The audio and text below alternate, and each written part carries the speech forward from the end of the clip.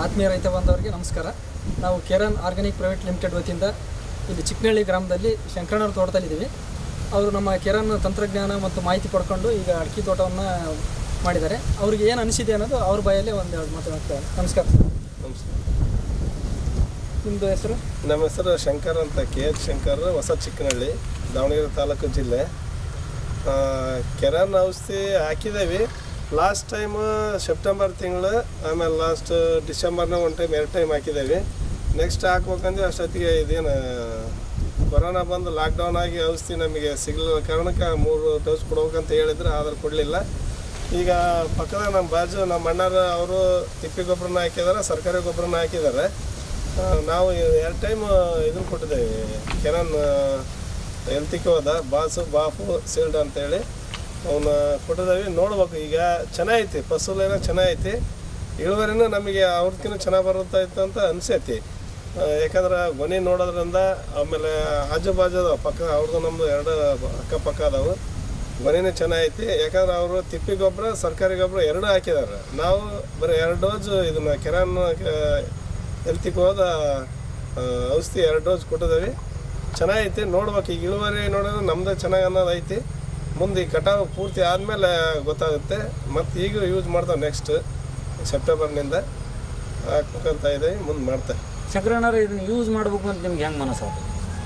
Use ಅಂದರೆ ನಮಗೀಗ ಸರ್ಕಾರಿ ಗೊಬ್ಬರ, ಆಮೇಲೆ ಇದು ತಿಪ್ಪಿ ಗೊಬ್ಬರ ಸಿಗಲ್ಲ. 4,000 ರೂಪಾಯಿ ಒಂದು ಲೋಡ್ ಸಿಗುತ್ತೆ. ಹಾಕಕ್ಕೆ ತುಂಬಿ ಅದು ಏರಕ್ಕೆ ಹರಡಕ್ಕೆ ವಿಪರೀತ ಬರುತ್ತೆ. ಬಸವರಾಜ್ ಅಂತ ಬಂದರು, ಆಮೇಲೆ ನಾವು ನೋಡ್ಕೊಂಬಂದ್ವಿ ಅಲ್ಲಿ ಪ್ಲಾಟ್ಗಳು, ಆನ್ಗಲ್ಲು, ಆಮೇಲೆ ಆ ಕಡೆ ಪಾಳ ಉಮೇಶ್ ಅಂತೇಳಿ ಮಾಡಿದ್ರು, ಅವ್ರ ಪ್ಲಾಟ್ ನೋಡ್ಕೊಂಬಂದ್ವಿ. ಚೆನ್ನಾಗಿ ಅನ್ನಿಸ್ತು, ನೋಡೋಣ ಅಂತೇಳಿ ಮಾಡಿದ್ವಿ. ಅಲ್ಲಿ ಪ್ಲಾಟ್ ನೋಡಿದಾಗ ಏನು ಅನ್ನಿಸ್ತು? ಇಲ್ಲ, ಫಸಲು ಚೆನ್ನಾಗಿತ್ತು. ಅವರು ಒಂದು 400 ಗಿಡ 365ಕ್ಕೆ ಕೊಟ್ಟಿದ್ರು. ಒಂದು ದೇಶಕ್ಕೆ ಆಗ್ಬೋದು, ಚೆನ್ನಾಗಿ ಆಗ್ಬೋದು ಅನ್ನೋ ಒಂದು ಇದಕ್ಕೆ ನಂಬಿಕೆ ಮೇಲೆ ಮಾಡಿದೆ. ಐತಿ, ಫಸಲೇನ ಐತಿ, ಇಲ್ಲ ಅಂತ ಅಲ್ಲ. ನೋಡ್ಬೇಕು, ಈಗ ತೂಕ ಮತ್ತು ಆಮೇಲೆ ಗೊನೆನೂ ಚೆನ್ನಾಗೈತಿ.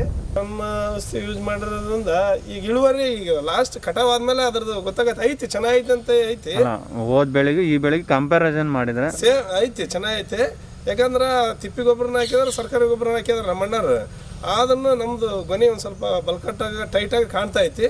ಈ ಕೆಡಿಮೆ ಮೇಲೆ ಇಳುವರಿಯಾಗ ಗೊತ್ತಾಗ್ಬಿಡುತ್ತೆ. ಯಾಕಂದ್ರೆ ನಾವು ಸಪ್ರೇಟ್ ತೂಕ ಮಾಡಿಸ್ತೇವೆ, ಅವ್ರದ್ದು ನಮ್ಮದು ಸಪ್ರೇಟ್ ತೂಕ ಮಾಡಿಸ್ತೇವೆ. 2.25 ಎಕರೆ ಐತೆ ಅಲ್ಲಿ, 2.25 ಎಕರೆ ಅವ್ರದ್ದು ಬೇರೆ ತೂಕ ಮಾಡಿಸ್ತೇವೆ, ನಮ್ದು ಬೇರೆ ತೂಕ ಮಾಡಿಸ್ತೇವೆ. ಅರಳುದ್ರದ್ದು ಕಮ್ಮಿ ಐತಿ ಆಗಿದೆ. ಯಾಕಂದ್ರೆ ಈಗ ಎಕರೆಗೆ ಒಂದು 21-22 ಸಾವಿರ ರೂಪಾಯಿ 4 ಡೋಸ್ ಕೊಟ್ರು. ಅಷ್ಟು ತಿಪ್ಪಿ ಗೊಬ್ಬರದಾಗ ಮೇಲ್ತವಾಗಿ ಮುಂಚಿನಷ್ಟು ಫಲವತ್ತತೆ ಇಲ್ಲ. ಮುಂಚೆ ಏನಿದೆ ಶೇಂಗಾ ಒಟ್ಟು, ತೊಗರಿ ಹುಲ್ಲು, ಆಮೇಲೆ ರಾಗಿ ಹುಲ್ಲು ಎಲ್ಲ ಪ್ರತಿಯೊಂದು ದನ ತಿಂತಿದ್ವಿ. ಈಗ ಬತ್ತಲ್ ಬಿಟ್ರೆ, ಸರ್ಕಾರಿ ಗೊಬ್ಬರ ಹಾಕಿದ್ರೆ ಬತ್ತಲ್ ಬಿಟ್ರೆ ಏನು ತಿಂತ ದನಗಳು ಏನು ತಿನ್ನಲ್ಲ, ಅದ್ರಾಗ ಏನಲ್ಲ ಅಂತ ಹೇಳ್ಬೋದು. ನಮ್ಮ ತಂತ್ರಜ್ಞಾನ ವತಿಯಿಂದ ನಿಮಗೆ ಭಾಳ ಮಾಹಿತಿ ಸಿಕ್ಕತ್ತೆ. ಮಾಹಿತಿ ಏನಪ್ಪ ಅಂದ್ರೆ ಯಾವ ಟೈಪ್ ಮಾಡ್ಬೇಕು, ಏನು ಮಾಡ್ಬೇಕು ಅಂತ ಅವ್ರು ಹೇಳ್ತಾರೆ. ಸಜೆಷನ್ ಚೆನ್ನಾಗಿ ಕೊಡ್ತಿರಲ್ಲ, ಅದು ಮೇನ್. ಯಾಕಂದ್ರೆ ನಾವು ಸುಮ್ಮನೆ ಈಗ ಕಲ್ಟಿವೇಶನ್ ಮಾಡಬಾರ್ದು ಅಂತ ಹೇಳಿದ್ರು, ನಾವೇನೋ ಮತ್ತೆ ಮೊನ್ನೆ ಹೊಲ ಭಾರಿ ಜಬರ್ ಆಯ್ತು, ಕಚೇಟಿ ಆಯ್ತು ಅಂತೇಳಿ ಮಾಡಿಬಿಟ್ಟು ಅದು ಬೇರೆ ಅಲ್ಲಿ ನೋಡೋತಕ್ಕೆ ಬರೋಕೆ ಬೆಳೆಸೋಕೆ 1.5 ವರ್ಷ 2 ವರ್ಷ ಬೇಕು. ಅದೆಲ್ಲ ಕಿತ್ತೋದು. ಮತ್ತು ಬಂದು ಮೊನ್ನೆ ನೋಡಿದೆ ಸಚಿನ್ ಸರ್, ನೋಡಿ ಇದು ನೀವು ಕಲ್ಟಿವೇಶನ್ ಮಾಡಲೇಬಾರ್ದಾಯ್ತು ಅಂದ್ರೆ ಮತ್ತೆ ಹಂಗಾಗಿಬಿಟ್ಟಿದ್ದಾವೆ. ವೀಡ್ ಕಟ್ರ್ ಹೊಡ್ಕೊಂಡು ಆದಷ್ಟು ಯಾರಾಗಲಿ ಉಳುಮೆ ಮಾಡಬಾರ್ದು ಹೊಲನ.